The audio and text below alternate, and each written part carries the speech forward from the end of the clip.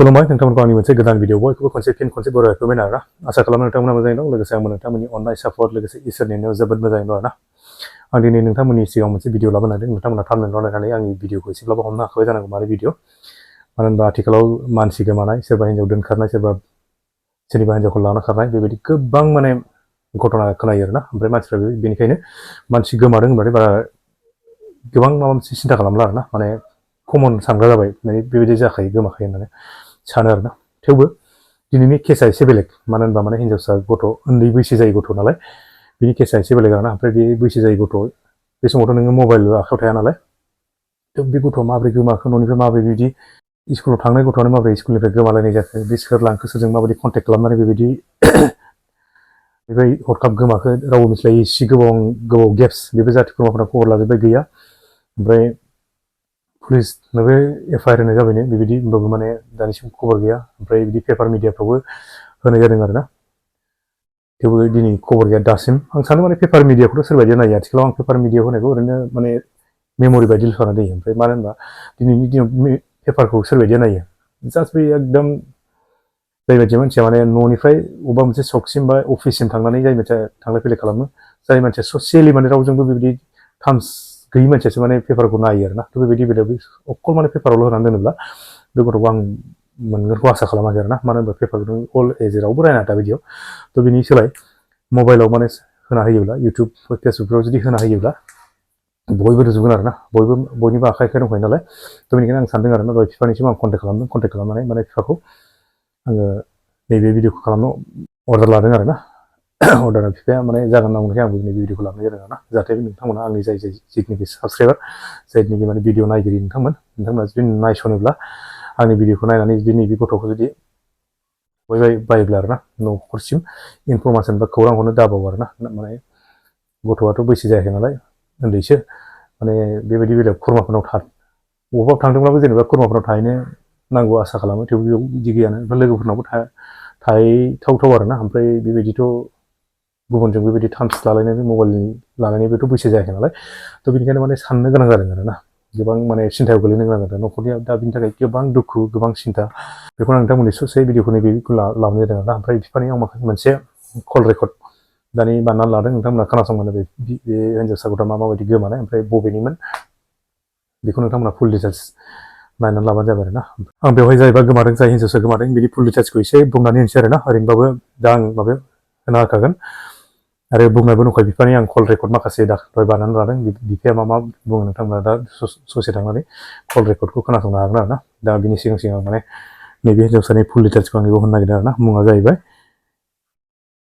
इन'भा नार्जारि ओमफ्राय बैसोआ खमब्लाबो माने 14 इयार्ससो जागोन आरो ओमफ्राय क्लासआ बिनिया 8आव फरायोमोन आरोना ओमफ्राय बि मानसिया फकिराग्राम डिस्ट्रिक्ट क'क्राझार बेनिमोन आरोना ओमफ्राय बेनि गोमानायनि डेटआ जाहैबाय दाख्लै थांनाय माबानि फेब्रुवारिनि 3 तारिखनिफ्राय गोमानानै दं आरो मानसिया ओमफ्राय बे गथ'साया माबोरै गोमानाय बबे जरनिफ्राय गोमानाय बेखौ आं फुल डिटेल्स माने बिफानिफ्राय दहाय कल रेकर्ड खालामनानै सोंनानै लादों नोंथांमोनाबो बे कल रेकर्डखौ एसे खोनासंबानो जाबाय लोगोसे नैबे हिन्जावसानि गथ'नि जिथुनाखि सावगारि बेखौ नायनानै नोंथांमोना जाहाथे नुसनोब्ला इनफरमेसन हरनो दाबाव आरोना गोमानाया सानबेसे ओरैनो गोमानायाथ' 6 दिन जानोसै नै 3 तारिख सरस्वती फुजा खालिनो गोमादों औ ओमफ्राय बैसोआ बेसेसो जागौमोन ओरैनो बैसोआ 14 बोसोर 14 बोसोर मा औ क्लासाव क्लास 8 आवहाय स्कुलनि नामा मा नाम मामा Greenland public English medium school मनाख'सा बे स्कुला बबे डिस्ट्रिक्टआव दं ओमफ्राय मा जायगायाव दं क'क्राझार डिस्ट्रिक्ट मामा फकिराग्राम होननायावहाय हस्टेलाव थायो ना न'निफ्राय थाङोमोन बे ओहो माने बिबैजों रेलवे क्वार्टाराव थायोमोन आदसा न'निफ्रायनो थाङोमोन आरोना औ न'निफ्राय थाङो ओमफ्राय बिदि जेनेबा लोगोफोरनाव खबर ओमफ्राय जाथि बंस' बिदि खबर लाजोब्बाय नामा औ लोगोफोरनाव जाथिफोरनावथ' खबर लाजोब्बाय रावनावबो गैया दा लोगोफ्राबो मिथिया होनजोबदों आरो स्कुलनि लोगोफ्रा ओरैनो जेनेबा मा समनिफ्राय गोमानाय जेनेबा स्कुलाव थांनायाव गोमानाय ना बले न'निफ्रायनो गोमानाय ओहो स्कुलाव थांनायावथ' जों CCTV केमेरायाव नायहोदोंमोन ओमफ्राय स्कुलनिफ्राय 9थायाव ओंखारनाय देखायदों माने सरस्वती फुजायाव थांदोंमोन ओमफ्राय स्कुलाव हाबहैनानै ओमफ्राय मथा मथि बिदिनो 9था 9:30 ओंखारफिनदों आरोखि मानसिया। लोगो लोगो हारसिं ओंखारनाय देखायदों आरो ना? औ। बिदि लोगोफोरनावबो गैया होमबा ना? लोगोफोरनावबो गैया। ओमफ्राय नोंथांनि नामखौ खोन्थादो एसे, न'खराव साबेसे दं एसे खोन्थादो, ओमफ्राय गामि एड्रेसखौ खोन्थादो एसे।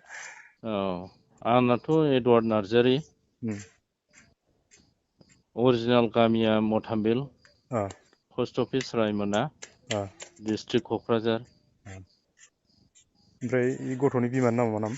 गथ'नि बिमानि नामा प्रतिभा नार्जारि। आदसा। ओमफ्राय बिदि फटकफोर दंना नोंसिनाव? औ, फटक दङ। फटकखौ आंनो हरना होबानो जाबाय ना। ओमफ्राय औ बिदि औ भिडिअफोर थायोबा एसे मोजांसिन जायो आरो ना। जेनेबा मानसिखौ फटकखौ बारा डिटेल्स मिन्थिया नालाय, भिडिअफ्राव एसे एकदम रियेल फटकखौ मोननाय जायो आरो ना। उन सिगांफोरनिखौ होमबाना साबसिन जायो सिनायनो थाखाय मानसिखौ।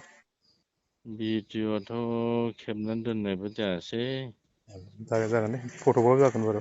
औ फटकखौ नोंसोर आंनो हरना दोनबानो जाबाय। आं जायखिजाया मोनसे भिडिअ बानायगोन, जुदि मोनोब्ला खाफाला मोजांबा। औ ओमफ्राय बायसान्स जुदि मोनोब्ला औ खौरां हरफिनबानो जाबाय ना। आं माने भिडिअखौ आं दा बानायगोन नालाय, दा मोनायावसो औ इदिट बानायगोन नालाय। औ गाबोनसिमाव जुदि फुंसिमाव जुदि मोनोब्ला आंनो खबर हरबानो जाबाय ना, औ नङाबा बेखार जागोन बे। दे जागोन दे, आंनो फटकफोरखौ हरबानो जाबाय दे। औ, दे। थ' लोगोफोर, भिडिअआ बेखिनियानोमोन।